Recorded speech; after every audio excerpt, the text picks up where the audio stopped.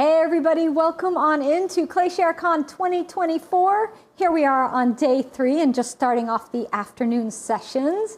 And we have Drew from Clayscapes, Pottery, and maybe a special guest.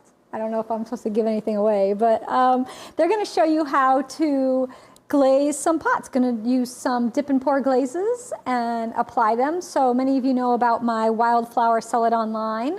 So I have these beautiful, amazing Celadons, look great over texture. All of the things we've been watching this morning with Kathy doing her underglaze transfers and all those things. When you use Celadons, my Celadons work amazing for that technique. So super bright, juicy glaze colors, food safe, of course, and then all the other amazing glazes they have at Clayscapes, including my stoneware line, which is my Oribe, my Lake Blue and Spearmint, bestseller when I was doing production pottery. These two together or by themselves, I couldn't keep in stock. Everybody bought these like they were candy, cobblestone, and then I know Drew's favorite, nutmeg. So let's go on over to Clayscapes Pottery, and Drew can share with us some of his tips and techniques for glazing. Hey, Drew, how are you doing today? Hey, everybody. Good. How you doing? I'm great. Who is that stranger there with you? Don. He's going to be my cameraman. Who's that man behind the camera? That's right. Who is that stranger? Hey, Don. Good to see you. So, yeah, we're going to be going over some glazing techniques today with our dipping and pouring glazes. Just want to remind everybody that we are doing that free shipping promo, which is really good when you're getting like 10 or 15 or 20 pounds of glaze. It definitely pays off in that aspect. So don't forget to check them out on the website. And we have some examples here today of glazes that we're going to be doing. And so I have many different applications planned here today.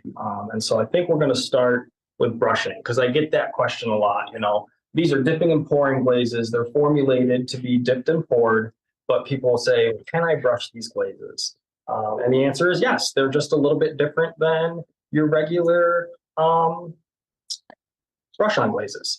So I've prepared a plate here with the strawberry roller, and I've rubbed in iron oxide in to really show off the texture there.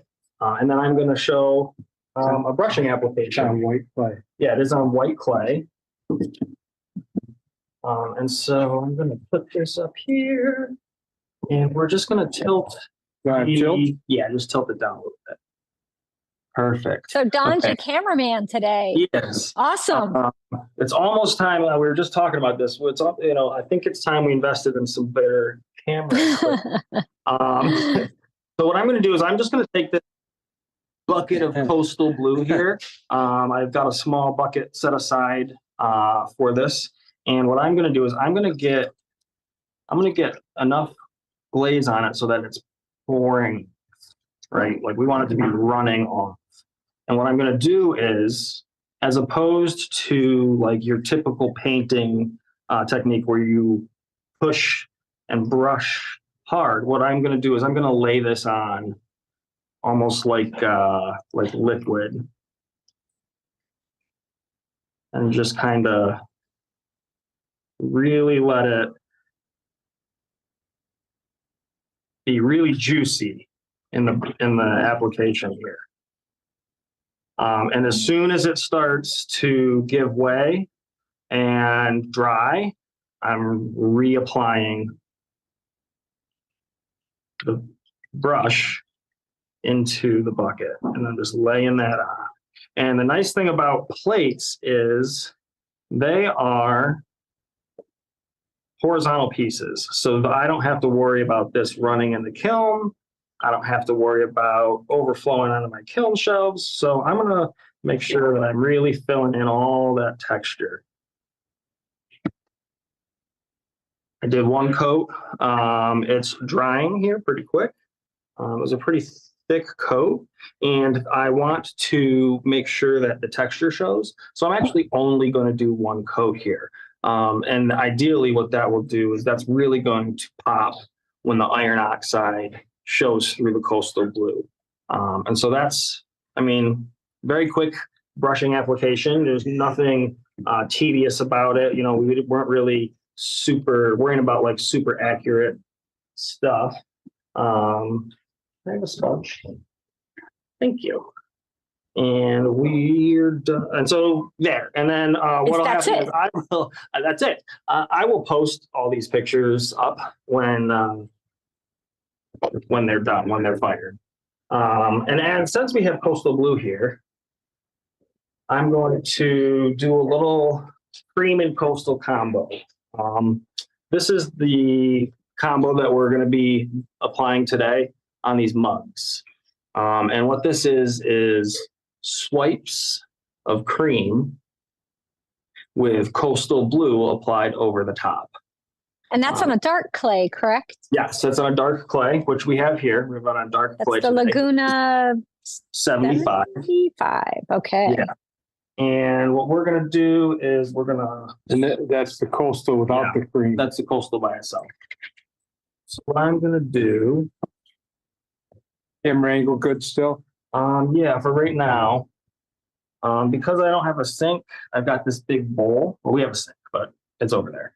And I'm going to do a couple of squirts here. I thought I was. Hold on. We're going to do a couple of squirts of cream on the outside of that. And we're going to do a couple of squirts of cream on the outside. See that? I love that. I love that. And so that, we're going to let those sit up for a few minutes while that cream kind of gets soaked into the clay, and it's going to dry. You can already see it's already dry, but we're going to let it dry for about 15 or 20 minutes for this particular combination, cream with coastal. So that we're going to let those set up. In the meantime, I'll show you how I'm going to glaze these mugs using the nutmeg. And I'm going to pull this closer so that I'm going to try and get it so that you guys can see the inside of the bucket. Can you tilt it forward a little? Yeah, right there. So we can see the bucket right in there. And then what I'll wind up doing is pouring and then dipping. So I'm going to mix it up. I've got about a half a bucket of nutmeg here. So it's tall enough in the bucket that I can dip and pour the mugs. And what I'm going to do is wash them. And we're going to talk about that technique that I have where we rotate the cup with using our wrist, right? So if we're holding this cup here and it rotates, yeah, there you go. So what I'm going to do is I've got my mug. I'm going to, do that spin thing where I bring it in. And then we're going to fill it with nutmeg.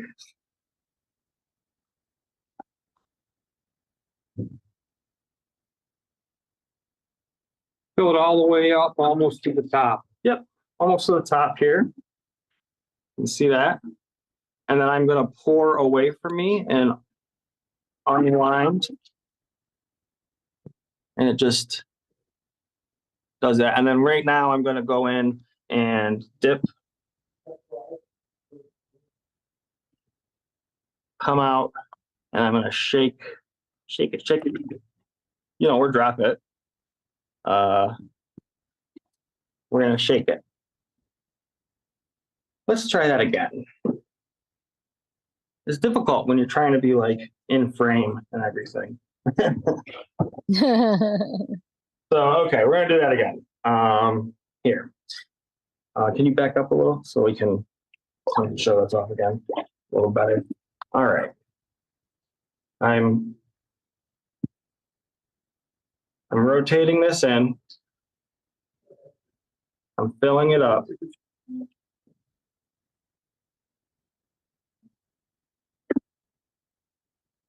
And then I'm going to pour away from my body and unwind as I do that.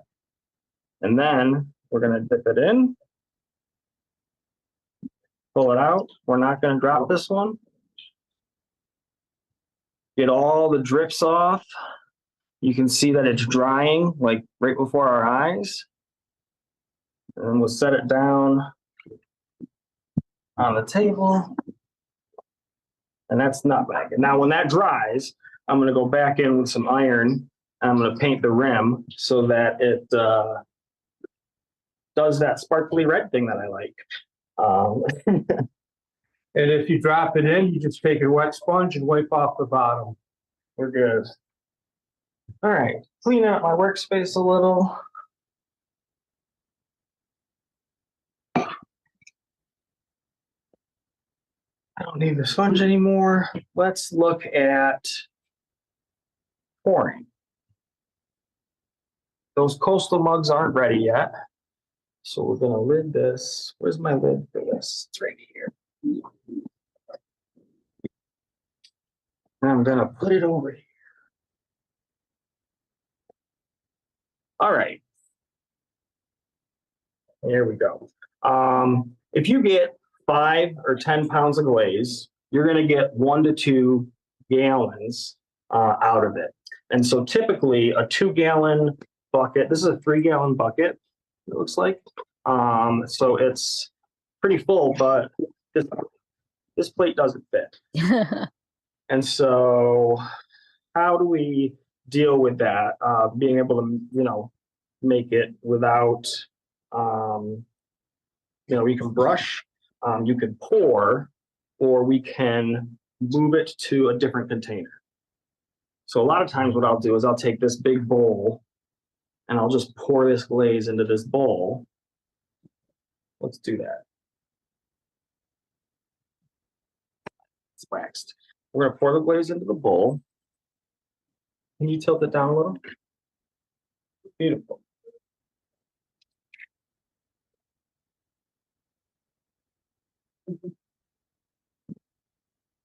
I like the big metal bowl. Another thing that I use is, and right now they're everywhere, are those big plastic tubs for you fill with ice and keep your drinks in for parties. Yeah. Now that we're getting into spring and summer, well, some places summer weather, but those are great too for glazes if you can't find these big metal bowls. Yeah, and so now we can dip. I mean, this is pretty much, I could just go right in there.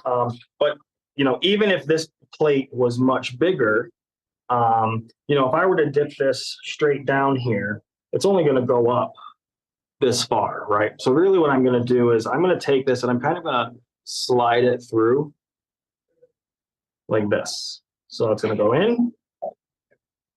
We're going to slide it. It's going to come out.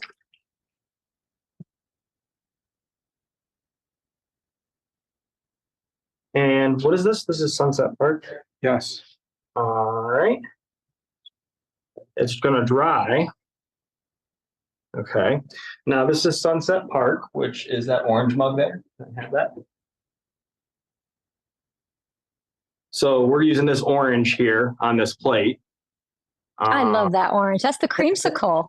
That is. And then you can see that it combos really well with cream. So again, I'm going to take this plate and I'm just going to kind of drizzle some cream on there. And that's going to, do stuff.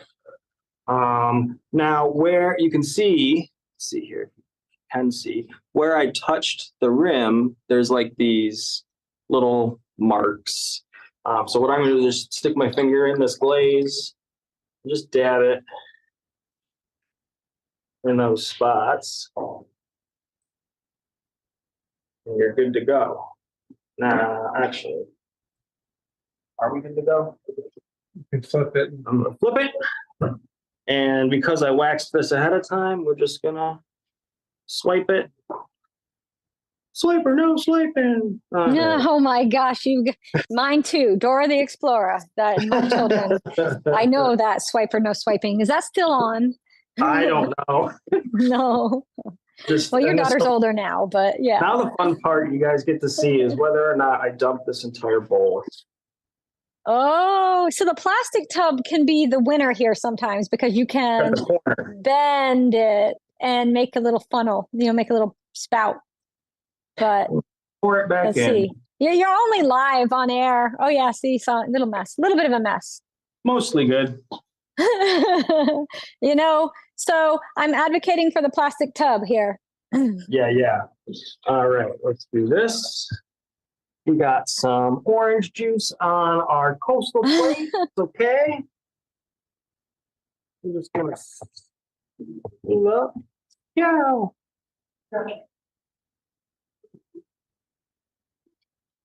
Beautiful. Take that. That there. I think we're done with this glaze.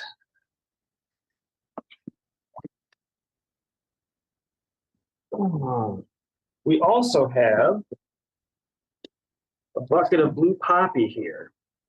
Now, Himalaya blue poppy is so Himalayan good. blue poppy, yes. Is that the most popular one of the wildflower celadons?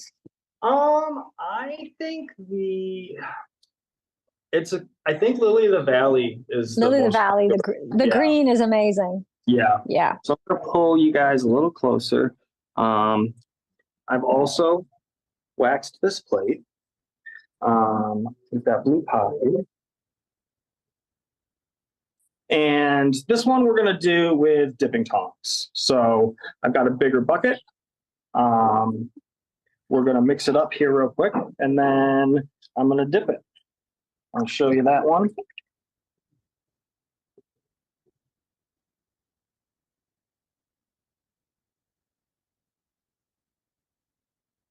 Off my hand. I've got my dipping tongs. We just chop it. And then Oh, it's barely gonna fit. it barely fits, but it's gonna do it. Yeah. You shake it off. Shake it off. And then we wipe the wax area.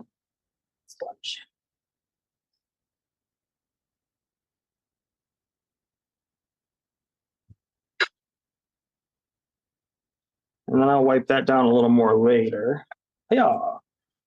And so that's a really quick process. We even the brushing was a little bit more time consuming, but when you're dipping and pouring, a lot of this stuff goes quick, and so we can glaze a lot quicker. Can I have a bucket of coastal? Thank you. Now that we have waited a few minutes, we're going to go back in and glaze these coastal blue ones. So, and then these will be the last ones. And then we'll have time for questions and showing off glazes and stuff like that. So I'm going to mix this up with my hand real quick. Yeah.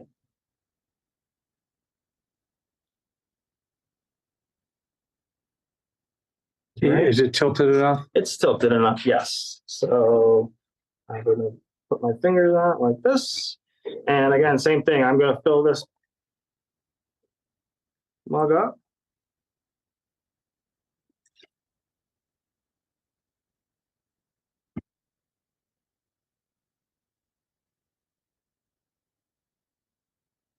Okay. And then dip, out, shake. Shake, rattle, and roll. Shake, rattle, and roll. This is going to dry. We're going to just hold on to it while it dries. And then I'm not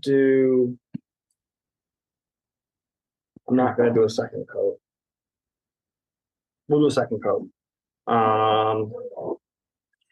We can do a second coat because we want to get a little bit more blue development here. So we're going to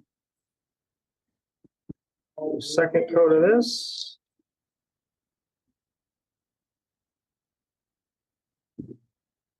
Shake it, and then right here is where it's important. So I just want to make sure that it's like all dripped off. So I'm really gonna like catch all these drips. I'm going to rub the rim here with my fingers so that when I turn it up, those drips don't sheet back down to create like a third layer. We're not interested in that. Not interested in that third layer. All right. And so that will go over here. We'll do one more.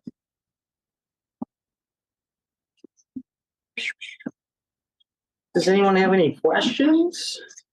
Well, someone has coastal blue, but theirs is coming out pinky purple, and they were wondering what's going on. Pinky purple. I would be wondering whether or not you have white clay, because coastal blue requires iron to turn blue.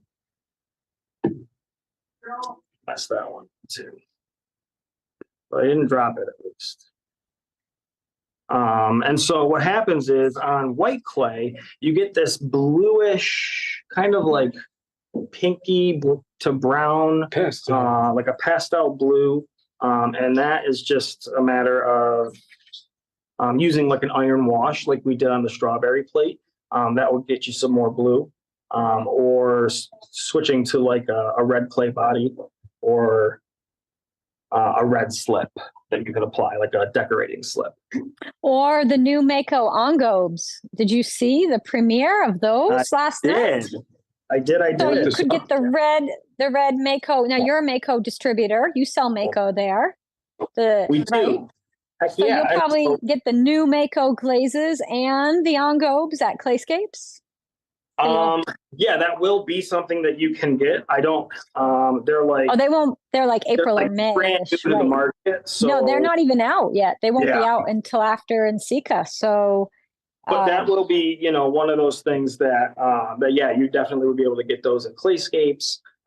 Any Mako or Amico or Cheryl Mud Tools or GR Pottery Forms, all that stuff is under the free shipping promo that we're doing here for Clayshare Con. And then, as soon as those, the new Amico, like crystal glazes, those Cosmos glazes, those have been pretty popular. We got them. We will have them when they're ready. Right. And for right now, the free shipping is on your glazes, on Amico glaze and underglaze, the Mako glaze and underglaze you have in stock. Do you carry the Mako Easy Strokes line? We carry the stroke and coats. Easy Stroke. Okay, the stroke and coat. Yeah. The Easy Coats are the translucent they just demoed. I didn't even know about those until Bob was on with us this morning. So yeah. We can get those were really cool. We can get it, and if it's one of those things that like if we don't have it, we can get it. The lusters, the brushes, the sandbow underglaze transfers, all those good things. And I got samples of here. Give me that one. This one. Yeah. I'm gonna go see if I can find a sample of the coastal out of white clay. Sure. And so if someone buys your dry glazes to mix, we've done many, many demos and tutorials. I have showing how to mix them up, but you have instructions on Clayscapes Pottery. We do. We have mixing instructions on the website. And it, teaches you how to mix it via hydrometer reading, which is like a little meter that you can put in your glaze, or just by water content. So, adding X amount of water per pound. And that kind of gets you in the ballpark. There's always a little like fussing around that needs to be done to get your glazes to like the perfect consistency. But they, for the most part, we've got all of that on the website. Got a little jar of iron here that I'm gonna decorate this nutmeg cup with.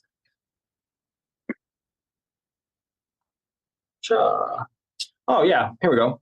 The inside of this bowl is coastal blue on white clay.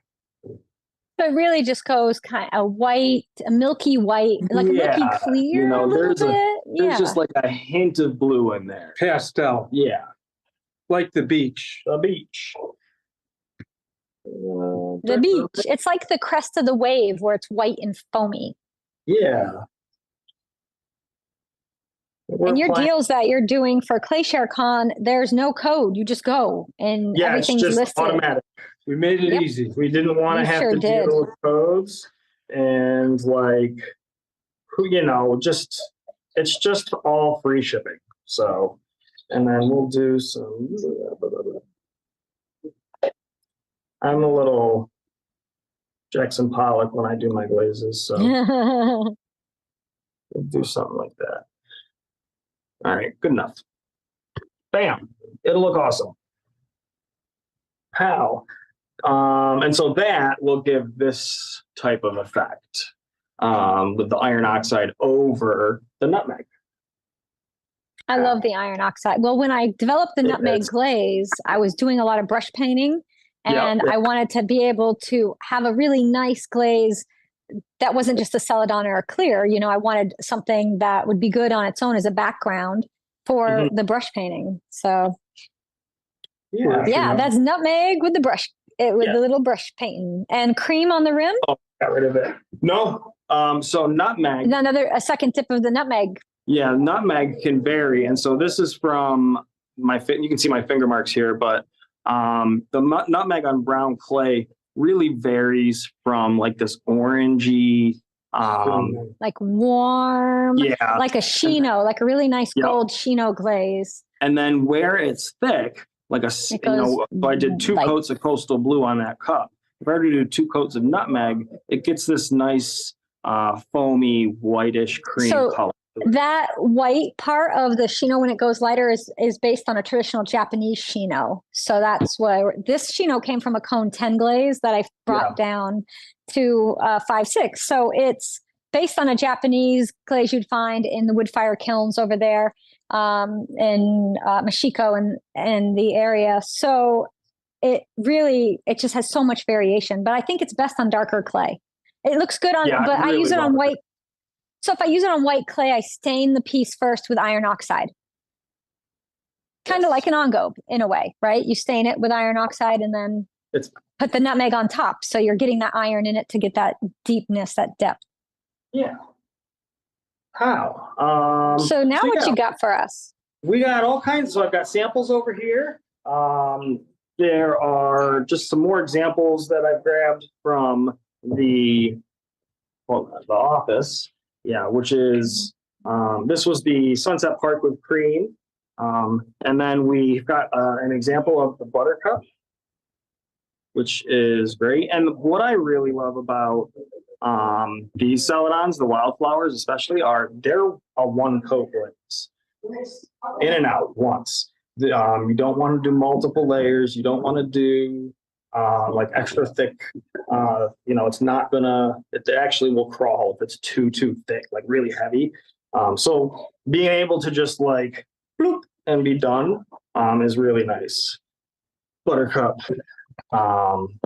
We got Chun on pitch black here. Chun on pitch black, so good. Which is so good. Yeah, which is really juicy. It's so yummy. It's a nice mug you got there. It sure is. I think somebody signed the bottom. Where'd that come from? Black underglaze. And this is an example of some black underglaze underneath the briar rose here. So there's like these little carved and then painted black underglaze things. So that's really, really vibrant and comes right through. I think that's it for like application. Oh, here's some pitch black with cream. With cream? Mm-hmm. So what does Coastal do on pitch black? Coastal on pitch black. It's going to go bluer. It's going to be, much bluer. So because of the black, like mason stain in the pitch black, it does have some iron in it. And so you're going to see, it's going to be like really more like a ghostly blue. I don't know if I've got an exact example of that one. It's very, coastal blue becomes like almost like a transparent glaze that has like blue cloud to it. And it will move. And and it's going to run over the pitch black for sure.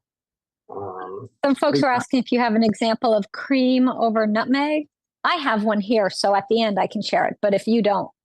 You got one. don't. I've got a nutmeg cup here though, and I've got a squirt bottle full of cream. So you can nutmeg cream. You can make it for when you share it in a couple days. Heck yeah. So I will do this, but let's see here. So this is a choose the glaze. Drew will glaze it and then share it in a couple days. So this is Bloop, bloop, bloop, bloop, bloop. All right, so that's going to be cream and nutmeg. But I imagine it does really well. I mean, cream over anything does really well. It is a super versatile glaze. Yeah, look at that caramel, like very nice. I'll like, show this when we like a root beer float.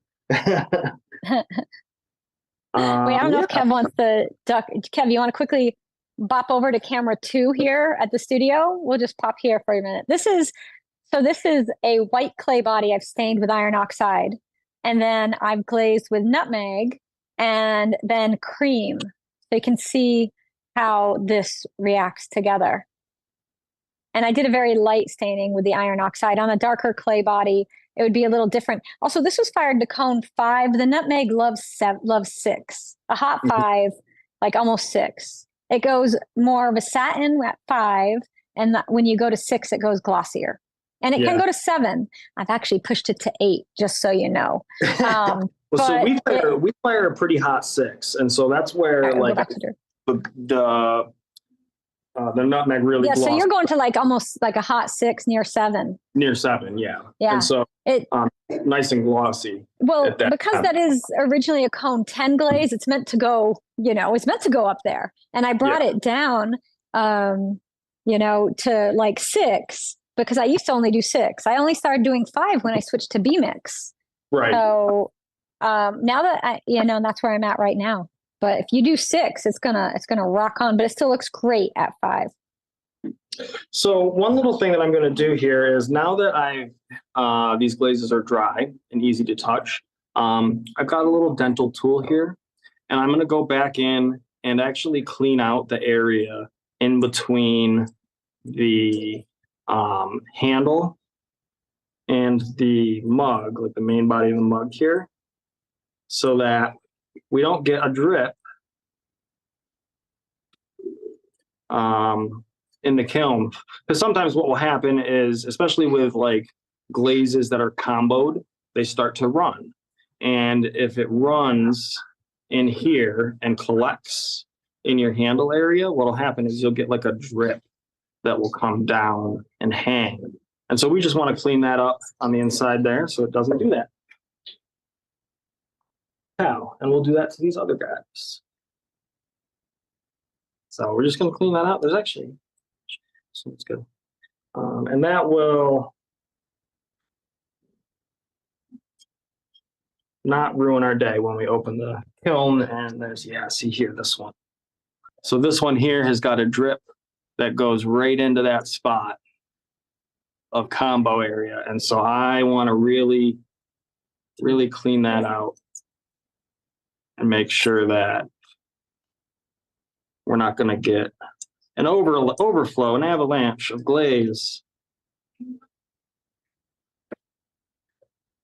And so you can see where I've kind of dug it away. Yeah.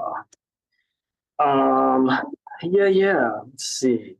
I always like to tell people that dipping and pouring glazes can sometimes feel, especially if you're used to, brushing and using the jars, and you're not sure if you're ready to make the jump to dipping and pouring. There are a few different times when, where you're definitely ready, right? If you are spending hours and hours and hours brushing your glazes on and you're making a lot of work, you may want to consider switching to a dipping and pouring formula rather than a brushing formula, because this dipping and pouring is going to be much quicker application process, and you're going to get through it a lot faster and save a lot of money. And eventually you buying it in these quantities, you're not paying to ship water. It comes dry. It's basically like a Betty Crocker bag. It's a pre-made cake in a bag. You're gonna put it's like the brownie mix in the bag. You just add your water and go. That's it. Yeah, and Yeah, I go. love And it. so, yeah, if you're, struggling to, glaze dozens of pieces, it may be time to look at maybe getting some dipping glazes. And if you're, on the fence and you're nervous, I just can say, just go for it. Like it's not that scary. Just don't be afraid to get a little messy. And we'll clean up after ourselves here. It's a little messy, but I'm a messy glazier. So yeah. So we had some people asking about briar rose on speckled clay. I have examples of them all here that I can show, but I don't want to take time away from you. So I can show these after. We do have examples of the I think I have 4 examples of the wildflowers on speckled clay in the gallery. I'm not over there right now, but the Tucker mid smooth stone speck is that like the speck, nice white speckled clay. It's really unique in that most speckled clays that you come across are like a buff, or the speckles really color the clay. But this mid smooth stone speck from Tucker is actually like a white clay body with a vibrant speckle, and so Dad just went to get a couple of them, and I'll show them on speckled clay here in a second. But yeah, we've got those samples. I'll show them. Yeah. And if somebody buys your dip and pour glazes and they want to make it brushable, you sell what you need to add to it to make it brushable. So if you wanted to, make it like more of like a brushing glaze. But the way I just want to stop. The way you brushed, you didn't have anything added, and I brushed it on with nothing added. So you don't have to add it to it, although you could get a smoother result if you add this to it. Yeah, I didn't add anything, so brushing glazes, the glazes that you buy in a jar, Amico and Mako, they have additives in them that make them more spreadable. It makes them dry slower. So it makes them thicker so that they can, apply and be stretched more. And we do sell a brushing medium, which you can add to your dipping and pouring glazes that will do that. And so you can do that. Here's the briar rose on speckled clay with cranberry on the rim. Yeah, I have it on clay, and I have such amazing results on the brown with speck, on a black clay, on a white with speck. I mean, I'll show those in a minute. On a porcelain, it's so good. This is the Himalayan blue poppy with the spearmint on the rim, on a speckled clay. And so I have, and your color balance isn't as great. That glaze is better in real life. I'm just going to tell you. Yeah, it's very juicy here. Like I love it. But yeah, but your camera says no. Studio lights and all that stuff. But yeah, here, Kev, go to come here. Come to camera 2. These are celadons on a black clay. Celadons, if you ever try Amico Celadon, and I'm not knocking Amico Celadon, they're gorgeous glazes. But if you put them on dark clay, you basically have no glaze. It doesn't look like anything. My celadons will go on dark clay. So if you look at this, it's actually, if we go this way, they're in order. But I'm holding them this way because I just like it better that way. So this is my lily of the valley, blue poppy, wild aster, briar rose. In the middle is tiger lily. And then this one here is buttercup. So that's the yellow. And that's on dark clay. This is on a brown speckle here, right here. And this is what the color looks like on a brown speckle. So if you're using a tan or brown speckle, you're still going to get amazingly good color. You see them all. They all pop gorgeously.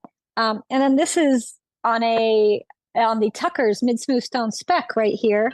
You can see, the Tucker's so good. And here's some more of the Tucker's. Now the Tucker's is you see the back. See the pink through the Tucker's. And you can see how much I sell that plate for. Because this is from the sail part. I just want to show you. These are all brushed on, by the way. So every one of these, although they're dip and pour formulas, they are brushed on in this instance. All right, let's go back to Drew because I know I don't want to take all his time. No, you're good. And we can go over. No problem because we got everything set. So yeah. So all the celadons look great on brown clay. All of Clayscapes glazes look great on brown clay. Wouldn't you say? We have a really great board in the studio here where we've got little medallions of what every glaze in the studio looks like on white clay and brown clay. And so a lot of the stoneware glazes are designed to, really pop and be vibrant. Briar rose. To really pop on brown clays. So our Briar Rose sample on white and brown. And so we have every glaze, Want something more poppy? Give me the nutmeg, which is, where it is right here. So. Dad, you sending Dad to fetch? I am. Everything. So we're looking at, what does the nutmeg look like on white clay versus brown clay, right? So This is our brown clay. Yeah, nutmeg. That's so good. 1 coat, 2 coats, and then on white clay. It's much lighter. Yeah, it's lighter. It's more much lighter. It's definitely more satiny. It really needs the iron. I think it's similar to coastal in that it likes iron in the clay. Yeah, absolutely. So yeah, that's a good one. We've got. What else? You want to see any others? All kinds of stuff. I got the Starry Night. We got Starry Night and Aqua here. Starry Night is I love that combo. And so that you can see that the Starry Night really pops with those tea dust. It's a tea dust. It's beautiful. And then the Aqua is just a very straightforward, greenish blue. There's butter. And then there's so we have our butter on brown clay. Yeah. And on white clay. It's like a nice satin yellow. So, how? Fabulous. And all your glazes are food safe? We got rid of all of the not food safe ones? Yes. Every glaze is all food they're all safe. food. All food safe. Yep, they're all food safe, food appropriate. There, are different rules and regulations. We just go to as high a standard as possible, and so they're all non-toxic, all food safe, good for your dinnerware and things like that. You don't have an example of nutmeg on black clay. I don't have any black clay in my studio right now, so I cannot do it. But I tell you what, Mako's got these engobes coming out, and they have a black one. So you can brush this engobe onto your white clay. Now it basically turns your white clay into a black clay, and now you can do tests and find out if you really want to put it on a black clay or not, or just go that way and only use one clay. White engobe to put. They have white. They have a white engobe, a tan. They have a manganese speck. They have a red and a black coming out. Nice. It was basically, I made I'm buying Christmas stuff for me to have before Christmas. This is the shopping I'm doing. But I hope you all decide to carry them because I think they will. Oh no, yeah, they're definitely. So we carry I have a jar here that was the iron wash. But we carry the Mako washes. Oh, the Mako washes. Right. Yeah. So you can get an iron wash and absolutely. Manganese, copper, all of those washes are available. We've got those in stock. And so once the engobes hit the market, we'll have those in stock as well. So. Yeah. And, a lot of people are afraid. You mentioned dip and pour glazes. They do have, you need a little more testing with them. You need to give yourself a little more freedom, right? And forgiveness because you're going to use them and you're going to make mistakes. So it's a learning curve. Yeah. And what I like to do is I typically like to work. I try to get people to work in series. And so rather than throwing a couple of these and a couple of those and a couple of these, I'll make 10 or 12 at a time. And so if you make 10 or 12 of something, and then you expect to get, 6 or 8 or however many, that way you kind of have that built-in experimentation in your process, right? It's not as, each piece isn't necessarily as precious because you've got a bunch of them lined up and you're going to take the best ones and be good for that. And so it's just a good habit to get in. So, Yeah. And So anything new, there's a learning curve, which you just brought up. Yeah. So if you are out there and you're new to dipping and pouring, you're having issues, reach out to us. We can help you jump those hurdles in that learning curve. Don't struggle. Yeah, absolutely. Yeah, don't call Clayscapes, call them, give them a phone call. They will help you through. All right, Drew, thank you so much for this great glaze session. Don, so good to see you too. Thanks for having me. Yeah, as always. Thanks for being part of Clayshare Con. The 5th, you've been with us for every one. You're OG. That's all right. 5 of them. So thank you so much for being part of our Clayshare family and supporting us, and all of the awesome discounts and giveaways you're doing for this year's Clayshare Con. Thank you. Thanks, Drew. Thanks, Don. Thanks, guys. Bye. Bye-bye. All right, so much information. Now I'll tell you again, there is a learning curve when you're doing dip and pour glazes. They are not really foolproof, but you can do it. Just give it a go, and I would suggest try with 1 or 2 glazes, and you'll be good. Now, Coastal, I think, is more of an intermediate glaze. So if you're starting out, you want to get a glaze that is just a little simpler. Something like a Celadon, it's kind of fail-proof. You cannot mess it up, honestly. If you follow the instructions on Clayscapes Pottery's website, or you watch one of my classes or my videos showing you how to mix the glaze up, you can mix it up. As I mentioned, these plates here, I brushed the glaze on. I didn't add anything to it at all. I just mixed it up to the consistency for dipping and pouring, thinned it down a tiny bit, and I talk about that in my mixing classes. And I brushed it on, and I got amazing results. Good coverage with the color, nice color pop going on. You still see my texture, no pinholing, no crazing, food safe, all that awesomeness. So check those out, and go to clayscapespottery.com to see all of their glazes and all the products that they have.